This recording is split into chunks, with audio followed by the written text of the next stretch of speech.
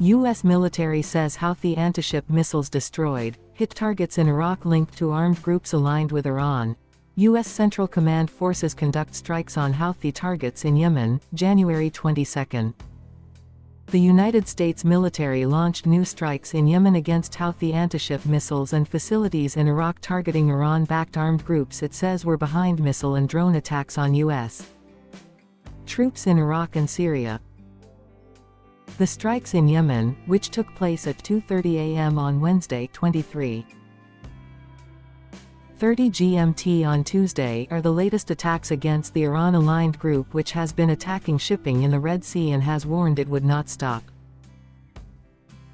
U.S. forces identified the missiles in Houthi-controlled areas of Yemen and determined that they presented an imminent threat to merchant vessels and the U.S. Navy ships in the region. The military's Central Command said, adding that 2 missiles were destroyed in self-defense. U.S. designates Yemen's Houthis as global terrorists. The Houthis, who control the most populous parts of Yemen and support Hamas, say their attacks are in solidarity with Palestinians amid Israel's relentless bombardment of the Gaza Strip. The Palestinian Health Ministry says more than 25,000 people have been killed and more than 63,000 wounded in Israeli attacks on Gaza following Hamas's assault in Israel on October 7, which Israeli officials say killed 1,139 people. Since the U.S. and its allies started attacking Houthi military sites on January 11, the Pentagon says it has destroyed or degraded more than 25 missile launch and deployment facilities. More than 20 missiles, while also hitting drones, coastal radar, the group's air surveillance capabilities and weapons storage areas. Strikes in Iraq.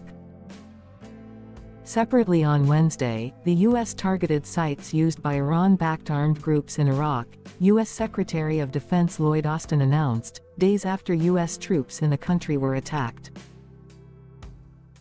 On Saturday, 4 U.S. personnel suffered traumatic brain injuries after the Ain al-Assad airbase in western Iraq was hit by multiple ballistic missiles and rockets allegedly fired by Iranian-backed militants.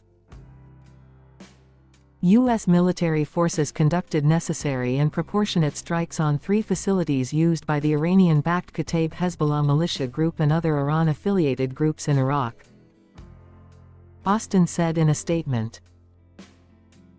These precision strikes are in direct response to a series of escalatory attacks against U.S. and coalition personnel in Iraq and Syria by Iranian-sponsored militias, he noted. Kataib Hezbollah military spokesperson Jafar al-Husseini said in a post on X that the group would continue to target enemy bases until the end of Israel's siege in Gaza and singled out U.S. support for Israel's campaign. Iraqi sources said at least 2 people were killed and 2 wounded in the latest strikes in Jerf al-Sakar, south of the capital Baghdad, as well as in the Al-Qaim area on the border with Syria. Iraq's army said the U.S. attack harmed security and stability in the country. This unacceptable act undermines years of cooperation, blatantly violates Iraq's sovereignty, and leads to an irresponsible escalation at a time when the region faces the danger of expanding conflict over the immoral war of extermination that the Palestinian people are facing.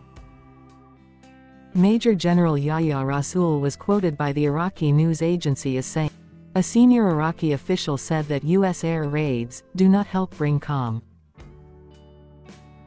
The U.S. side should pile on pressure for a halt to the offensive in Gaza rather than targeting and bombing the bases of an Iraqi national body," Qasem al-Araji, National Security Advisor, said in a post on X. He was referring to the Popular Mobilization Forces, also known as Hashid al-Shaabi, an alliance of Iran-aligned former paramilitary groups now integrated with Iraq's armed forces. Iraq has also condemned previous such attacks, with Prime Minister Mohammed Shia al-Sudani calling for U.S.-led coalition troops in the country to leave. Meanwhile, the Financial Times reported on Wednesday that the U.S. has asked China to urge Iran to rein in the Houthi rebels, but has seen little sign of help from Beijing.